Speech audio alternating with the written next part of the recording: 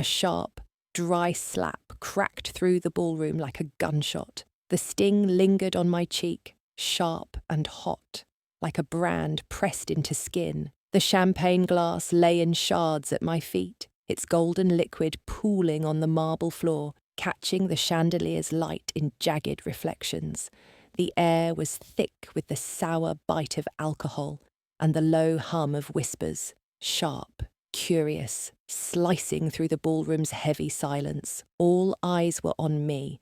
My old navy blue dress, now speckled with champagne, the fabric clinging uncomfortably to my skin. Brenda stood in front of me, her breath coming fast, cheeks flushed a furious red. Her eyes, narrow and glinting, held a venom I hadn't seen since we were girls. "Pathetic," she hissed, the word low enough for only me to hear, sharp enough to draw blood. I blinked, my face still burning where her hand had struck. For a moment, the world stopped. The clink of glasses, the murmur of conversation, the soft piano notes, all swallowed by a silence that pressed against my ribs. They didn't know, not one of them, not the women in their glittering gowns, nor the men with their polished cufflinks, sipping drinks they didn't pay for. They had no idea that the woman they'd just watched Brenda slap, the one she'd called pathetic, could buy this entire hotel, the chandeliers, the marble, the very air they breathed, with a single signature. My name is Kaylee Monroe. If they typed the right words into a search bar, they'd find out I'm one of the youngest self-made female billionaires in America, CEO of Monroe Holdings, an investment group juggling billions in assets. But that's not the Kaylee they saw tonight. They saw the girl in the faded dress, the one who didn't belong, the one who'd always been easy to dismiss. I liked it that way. I'd built my life on being underestimated, on letting their pity and contempt fuel something they'd never understand.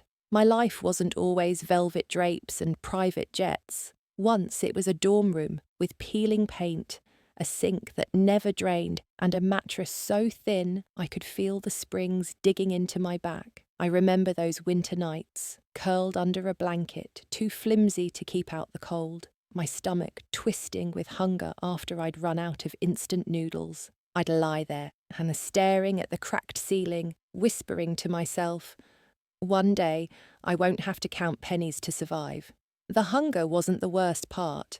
It was the looks, the way people's eyes slid over me, a girl in threadbare clothes, shoes scuffed to the sole, with pity or worse, disgust. I overheard it once, outside a lecture hall, two girls whispering behind their hands, "She'll never be anything, look at her." I didn't flinch, I didn't argue. I just memorized their words, tucking them away like kindling for a fire I was building inside. Back then, I juggled 3 jobs, waitressing, tutoring, cleaning offices after hours, while scribbling business plans in notebooks so worn the pages curled. Every night, I'd collapse onto that thin mattress, my hands stained with ink, my eyes burning from exhaustion. But I kept going, because every sneer, every pitying glance, every door slammed in my face was just another reason to prove them wrong, and today might just be the start. A cream-coloured envelope lay in my mailbox one spring morning, its gold edges catching the sunlight like a promise I wasn't sure I wanted to keep. I stood there, the paper heavy in my hands, the name on the sender line stopping my breath, Luca Carter. My college roommate, the girl who'd split instant noodles with me on nights when the world felt too big, too cold. Her laughter echoed in my memory, bright, unguarded, the kind that made you believe the future could be anything you dreamed. We'd run through the rain together, hands clasped, planning lives that seemed impossibly far away. But for 3 years, I hadn't seen her. Not a call, not a text. When fortune flooded my life, I'd chosen to step back, to hide the billionaire behind the girl they all remembered. I stared at the wedding invitation, the elegant script blurring as my heart thudded faster. Luca's getting married. I traced the embossed letters with my thumb, my mind caught between two versions of myself. Who am I going as? I whispered to the empty kitchen. Kaylee Monroe, CEO of Monroe Holdings, the woman who could buy the hotel hosting this wedding. Or just Kaylee, and the girl who once shared a bowl of noodles under a flickering dorm light. That morning, I stood before my closet, my fingers brushing over fabrics most people waited years to own. A Valentino dress, its silk shimmering like liquid starlight. A Chanel suit, crisp and commanding. Louboutin heels that clicked with authority. I let out a slow breath and shut the doors. None of it felt right. Not today. Instead, I reached for the old navy blue dress, its hem slightly frayed, its waist a little too loose. My lucky dress, the one I'd worn to my first investor pitch, back when my dreams were scribbled in notebooks and my bank account held less than $100. I tied my hair back, slipped on low-heeled shoes, and drove my faded silver Honda Civic, its engine humming quietly among the Maseratis and Bentleys parked outside the hotel. The valet's eyes flickered over my car, then the ticket in my hand. A crease of confusion crossed his face, but he bowed slightly. "Have a wonderful evening, Ma'am," he said, his voice polite but uncertain. I smiled, handed him the keys, and walked into the hotel lobby, my steps steady despite the weight in my chest. Inside, the world shifted. Crystal chandeliers hung like frozen waterfalls, scattering light across the marble floors. A symphony drifted through the air, soft but grand, weaving through the clink of glasses and the low hum of laughter. Women glided past in sequined gowns, their shoulders bare, their smiles polished. Men in tailored suits clutched cocktails or phones, their voices rising and falling over stock prices and private islands. I overheard a group nearby, their words sharp and careless. "That tech IPO tanked overnight. Millions gone." Another bragged about a Maldives trip, a steal at $100,000. I stood still, the navy dress hanging loose on my frame, my hands empty of champagne or pretense. Once those conversations were my world.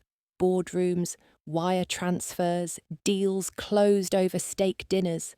But tonight, I wanted to be invisible, to watch from the edges. I wanted to find Luca, to see the girl who'd known me before the money, before the empire. My eyes scanned the room, searching for her familiar face. A voice cut through the hum of the ballroom, bright and trembling with joy. "Kaylee, is that really you?" I turned, and there she was, Luca Carter, rushing toward me, her white wedding dress flowing like a soft cloud, catching the chandelier's light. Her eyes sparkled, just as they had in college, though her smile seemed to carry a new kind of radiance, polished by time and happiness. She threw her arms around me, pulling me into a hug that smelled of jasmine and nostalgia. "Oh my God, look at you," she said, her voice warm. "Still the same old Kaylee. That's what I love about you.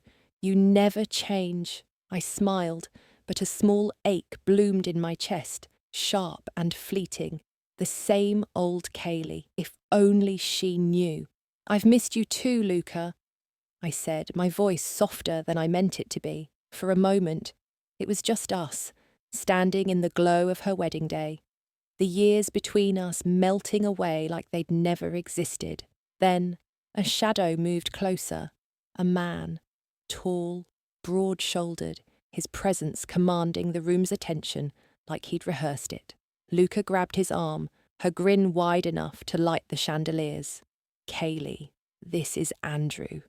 My husband Andrew extended a hand, his smile flawless, practiced, the kind I'd seen in boardrooms where money spoke louder than words. "Kaylee, right," he said, his grip firm, his eyes scanning me. "Luca's told me so much about you. Finally, I get to meet the legend from her college stories." His politeness was smooth, but I caught it, the quick flick of his gaze over my navy blue dress, lingering on the scuffed edges of my shoes. The corners of his lips twitched, Not quite a smirk, but close. Before I could respond, Brenda, Andrew's sister, glided into the moment like a blade, her sharp-edged smile cutting through the air. "Kaylee and Luca were roommates back in the day," she said, her voice dripping with something too sweet to be kind. "I heard Kaylee lives quite simply." Andrew raised an eyebrow, his head tilting as if he were reassessing me. "Simply," he repeated, the word hanging like a challenge. "So, what do you do these days, Kaylee?" His tone was polite, but his eyes held a glint of amusement, the kind that made my stomach tighten. 8-10. "A few personal projects," I said, keeping my voice even, my hands still at my sides. Brenda let out a giggle, high and sharp, like glass splintering. "Oh, wow, that sounds fancy," she said, her eyes gleaming. "Personal projects? What, like freelance work or something?" Andrew's smile widened, but it didn't reach his eyes. "Luca and I are working on a potential contract with Monroe Holdings," he said, leaning in slightly. "Ever heard of them? Massive investment group. We're talking a deal worth, what, 500 million? Kind of a big deal." I held his gaze, my lips curving into a small, unreadable smile. Monroe Holdings, my company, my name, and he had no idea. "Sounds impressive," I said, my voice calm. Andrew pressed on, his tone growing bolder. "Not everyone gets a shot at a deal like that. You have to be at a certain level." Brenda sighed, her pity so rehearsed it was almost art. "Kaylee probably hasn't even stepped foot in $1 million boardroom, right, Luca?" The air grew heavy, their words coiling around me like smoke. I opened my mouth to respond, but a new voice broke through, loud and overly bright. "Kaylee? Is that really Kaylee Monroe?" I turned, and there he was, Eric, a college classmate, striding toward me in a grey suit, his hair slicked back, his grin wide enough to show every tooth. His eyes swept over me, pausing on my dress, my shoes, my unadorned hands. I remembered him vaguely, always sitting 2 rows ahead, always the first to speak, always bragging about $1 million deals he'd never touched. He reached Luca first, his voice warm but performative. "Luca, congratulations on the wedding. Here's to a lifetime of happiness." Then his eyes swept over me. Eric shook my hand, his grip too tight, his smile too eager. "Heard you were back in the country, Kaylee," he said, his voice carrying the weight of assumption. "So, what are you up to now? Still freelancing or whatever?" His eyes flicked to Brenda, then back to me, a silent agreement passing between them. Luca was pulled away by the event coordinator, her laughter trailing as she went to pose for photos. Eric stayed, leaning against the table, his posture casual but his eyes sharp, waiting for me to falter. Brenda sipped her champagne, her smirk barely hidden. The ballroom pulsed with life, laughter spilling like champagne, voices weaving through the soft clink of glasses and the swell of the orchestra. But at the table where I sat, the air was sharp, cold, slicing through the warmth like a blade. Brenda leaned back in her chair, her champagne flute tilted lazily in one hand. Her eyes traced me slowly, from the loose bun of my hair to the frayed hem of my navy blue dress, her gaze heavy with something too sharp to be curiosity. "Kaylee," she said, her voice low, syrupy, "I honestly don't get it. You show up here alone, in that dress, and yet you're so calm, so confident. What's the game?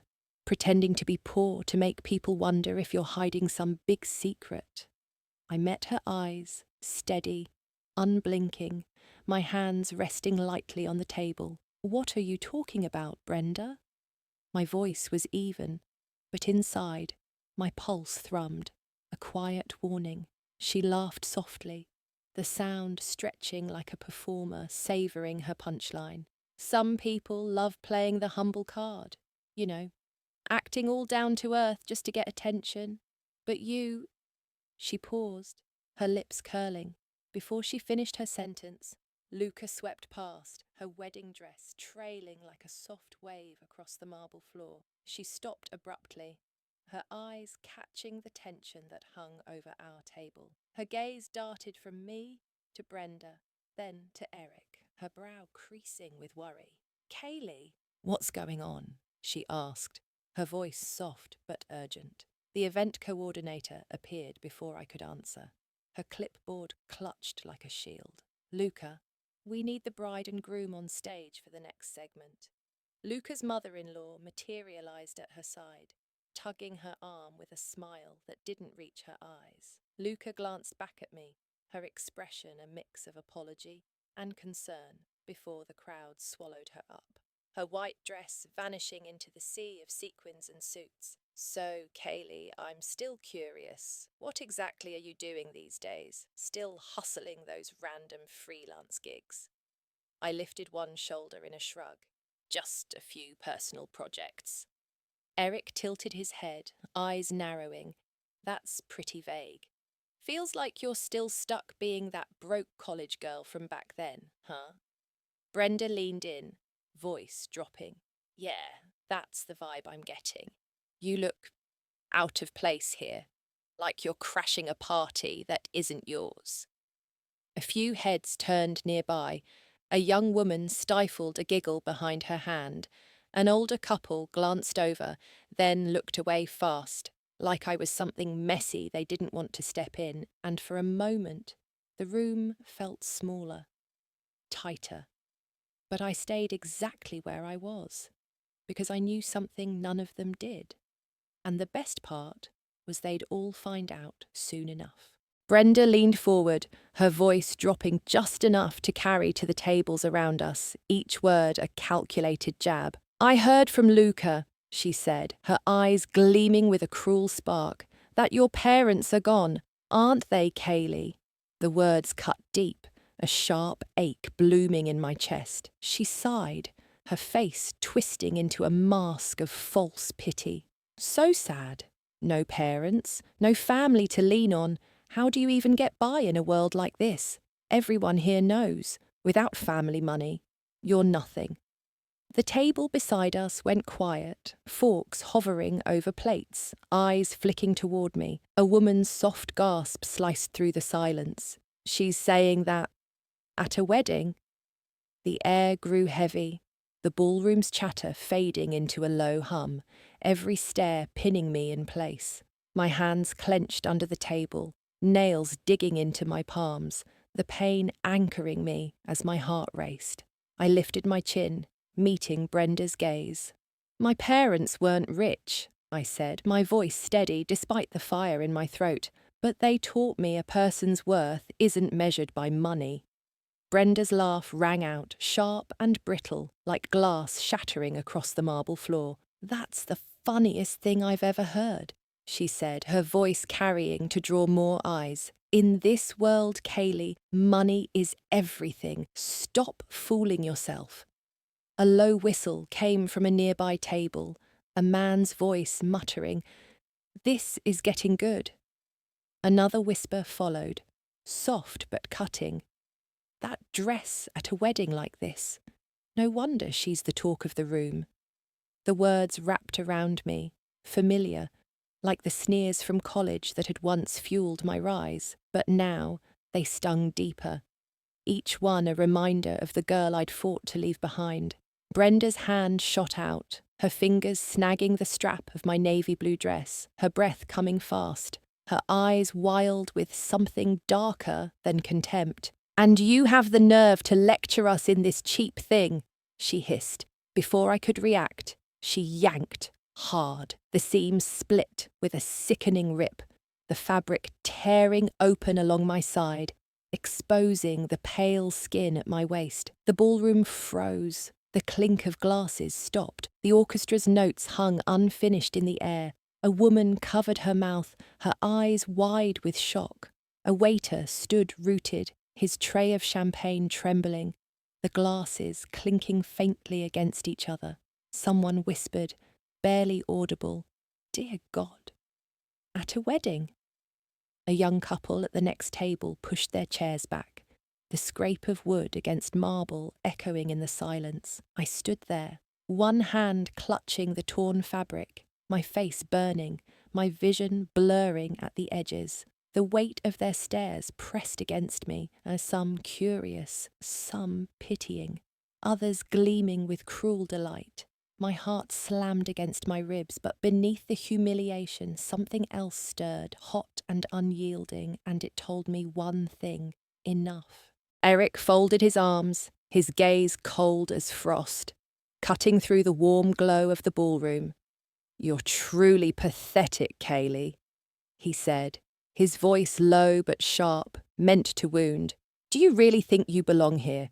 You're nothing but a shadow, always looking up at people who've actually made something of themselves." Brenda mirrored him, her arms crossed, her laugh dripping with contempt. "Exactly. Pathetic. Can't even afford a decent dress." Then, without warning, her hand came flying across my face.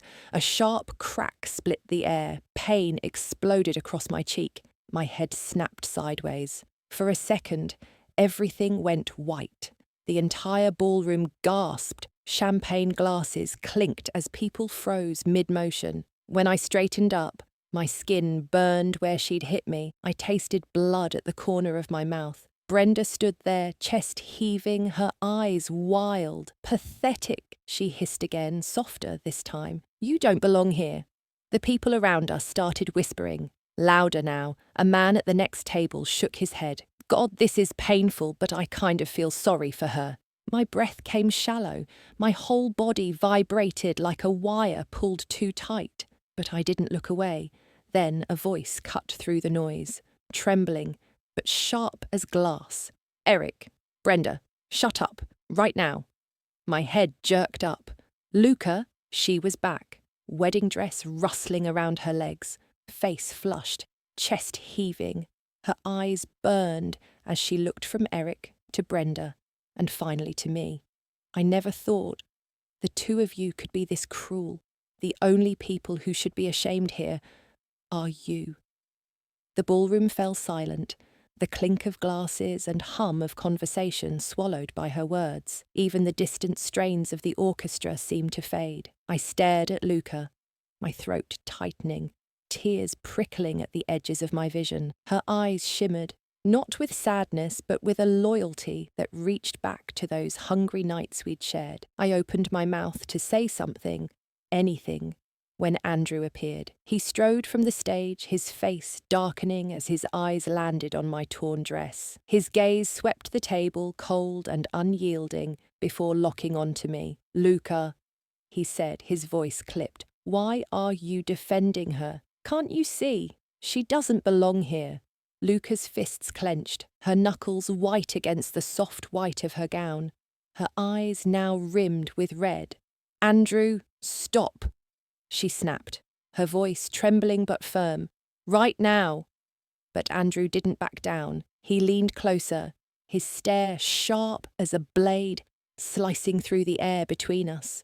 "I'm just stating the truth," he said, his words deliberate, meant to draw blood.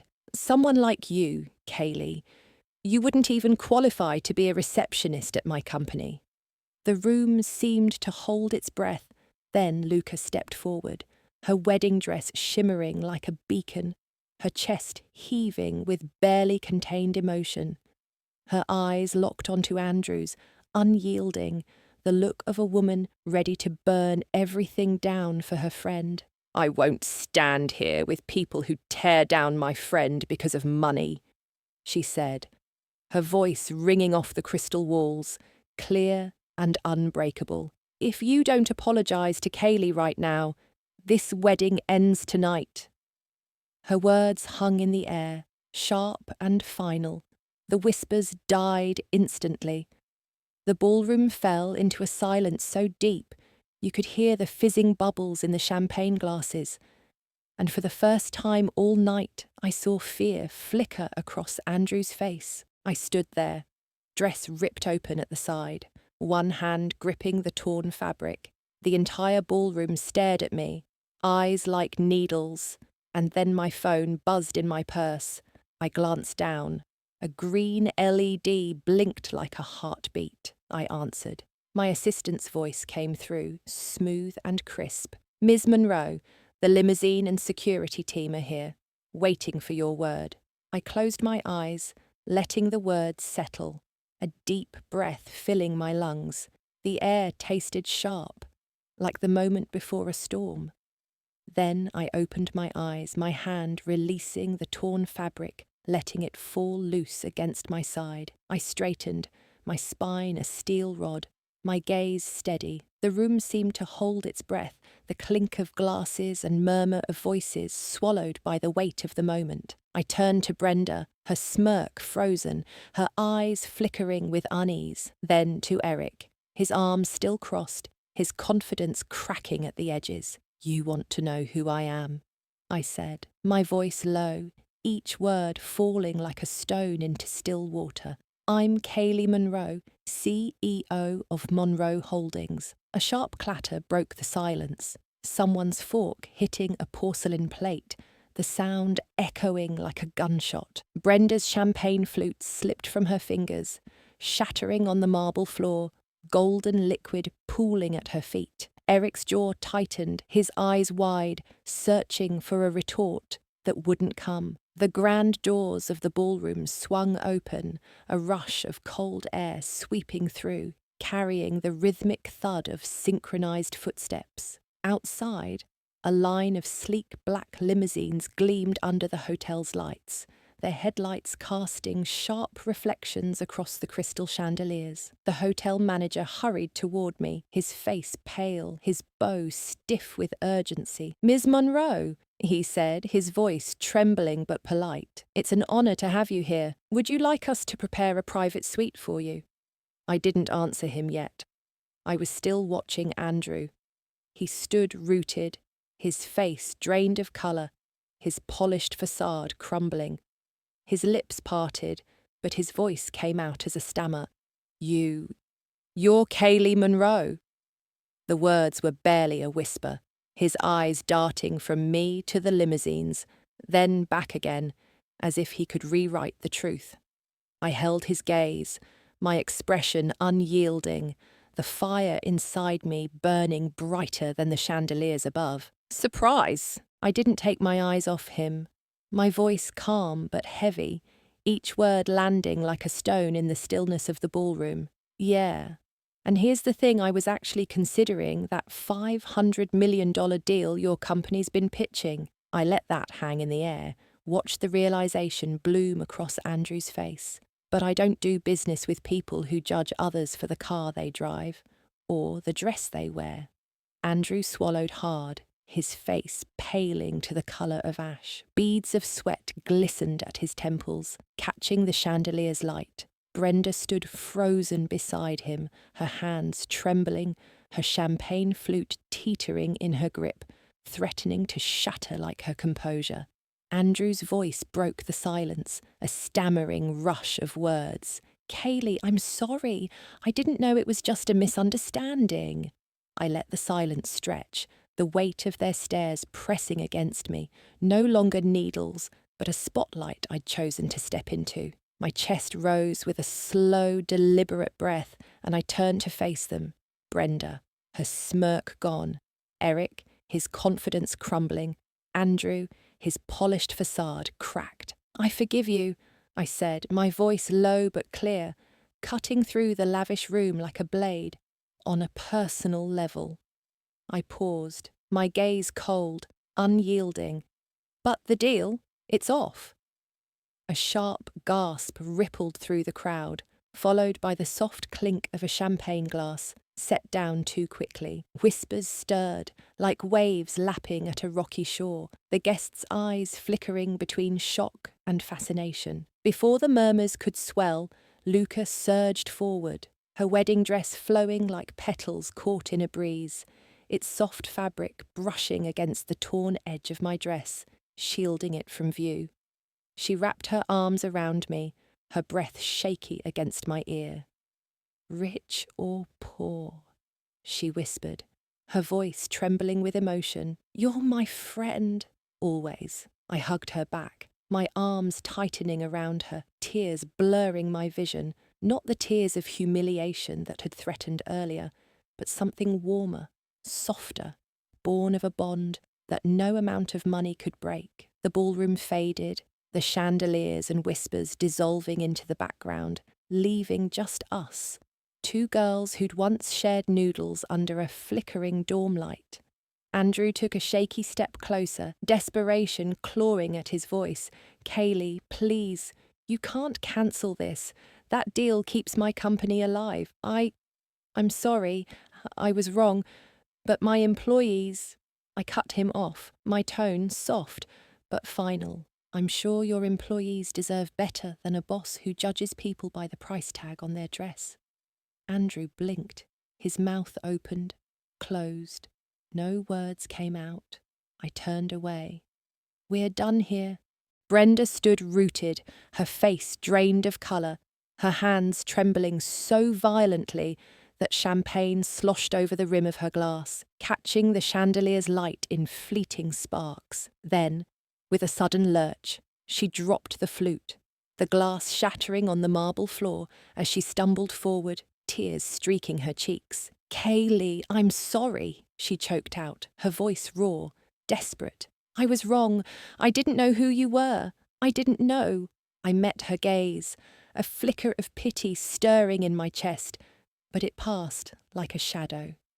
My voice stayed calm, each word deliberate, cutting through her plea. "No, Brenda," I said, "you're not apologising to me." She froze, her lips quivering, her eyes wide with confusion.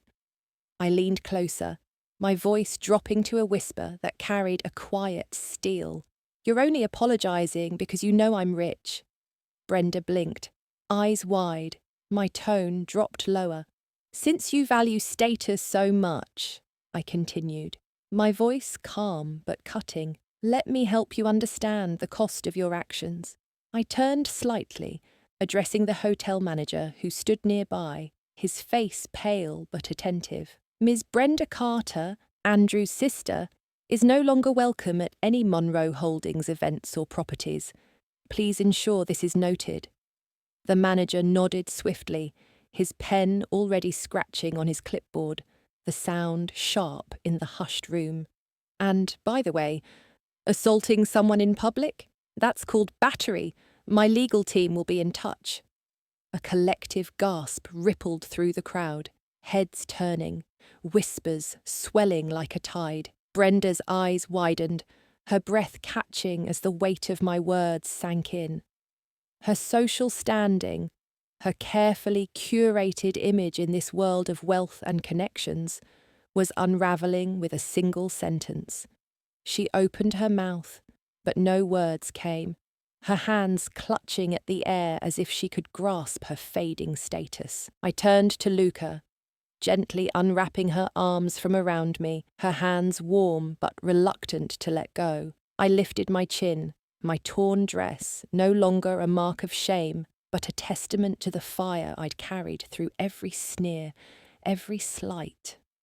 My heels clicked sharply against the marble floor, each step echoing in the heavy silence, slicing through the ballroom's stifled air. Eyes followed me from every table, some clouded with confusion, others glinting with newfound respect, and a few too ashamed to meet my gaze. Whispers trailed in my wake, soft but distinct, like ripples spreading across a still pond. "She's the one who deserves respect," someone murmured, the words catching on the edges of my awareness.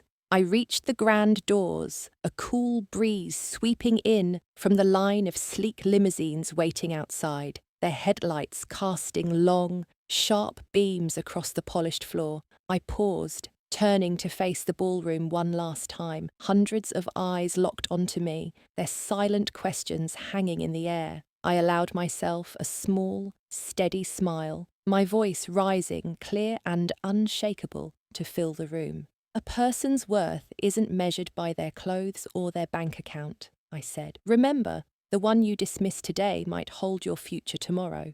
With that, I turned and stepped through the doors. The headlights flared, stretching my shadow long and bold across the marble behind me. The heavy doors swung shut, their soft thud marking the end of one chapter and the beginning of another. I walked forward, the night air cool against my skin, the fire inside me burning brighter than ever.